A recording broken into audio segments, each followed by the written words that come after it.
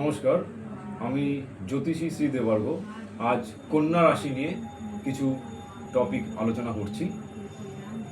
কন্যা রাশির 18ই মে 2025 রাত 7:35 রাহু এবং কেতুর যে গোচর হতে চলেছে তার জন্য মোটামুটিভাবে কন্যা রাশির জাতক জাতিকারা কতটা সফলতার দিকে এগিয়ে যেতে পারেন, কতটা তাদের পিছিয়ে আসতে হতে পারে, সেই সমস্ত বিষয় নিয়ে কিছু আলোচনা করছি।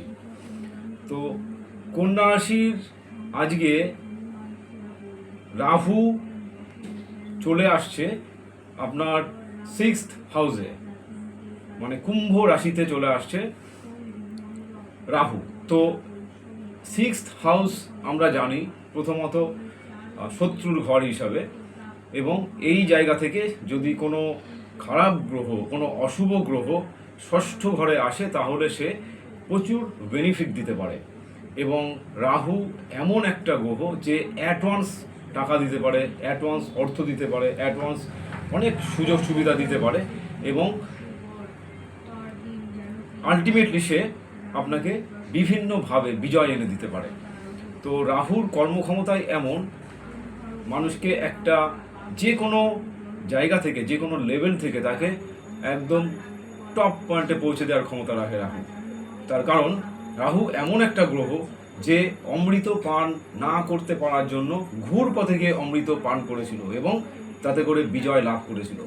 সুতরাং ষষ্ঠ ঘরে থেকে আপনাকে বিভিন্ন রকমভাবে রাহু আপনাকে সাকসেস দিতে পারে, আপনাকে অর্থনৈতিক সফলতা এনে দিতে পারে, এবং বিভিন্ন রকম জায়গা থেকে আপনাকে একটা অ্যাচিভমেন্ট এনে দিতে পারে।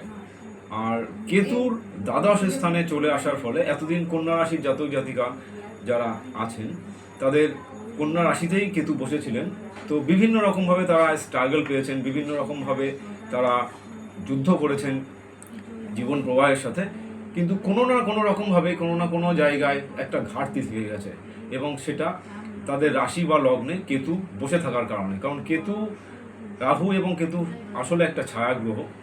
তো এই কেতু যখন কোনো রাশি বা লগ্নে বসে থাকে তখন বিভিন্ন রকমভাবে তার কার্যে বাধা, তার কর্মে পিছিয়ে আসার একটা যোগ তৈরি হয়ে যায়, এবং বারংবার কোথাও না কোথাও একটা ঘাটতি থেকে যায় টু দ্য পয়েন্টে পৌঁছানোর জন্য। তো সেই কেতু দ্বাদশ স্থানে, মানে সিংহ রাশিতে গোচর করে যাচ্ছে। আর দ্বাদশ জায়গাকে আমাদের ব্যয়ের জায়গা হিসেবে ধরা হয়, আর কেতুকে হিসেব মতো মোক্ষের জায়গা হিসেবে ধরা হয়। তো এই সময় কন্যার জাতক জাতিকাদের প্রচুর ভ্রমণ হতে পারে, বিদেশ থেকে অর্থনৈতিক লাভের একটা যোগাযোগ দেখা যেতে পারে। কন্যা রাশির জাতক জাতিকা যারা আছেন তারা আরও বেশি স্পিরিচুয়ালিটি লেভেলে প্রচুর পরিমাণে ডেভেলপ করতে পারেন, এবং তাদের ভেতরে একটা ইন্টারনাল নলেজ ক্রিয়েট হয়ে যেতে পারে। সুতরাং এই সময় আপনাদেরকে যেটা মনে রাখতে হবে, কিছু প্রচুর উন্নতির যোগাযোগ আসবে, সেই উন্নতির যোগাযোগগুলোকে ঠিকঠাক মতো ইউজ করতে হবে। কিছু নেগেটিভ জায়গাও তৈরি হতে পারে, তাদেরকে ঠিকঠাক মতো বর্জন করতে হতে পারে। এবং এই রাহু কেতুর গোচর আগামী 18 মাস পর্যন্ত থাকছে। সুতরাং আপনারা এই সময় প্রচুর সুযোগ সুবিধা পাচ্ছেন, এবং এই সুযোগ সুবিধাকে কাজে লাগিয়ে আপনাদেরকে জীবনে উন্নতির একটা পথ রাহু এবং কেতুর গোচর অবশ্যই দিতে চলেছে।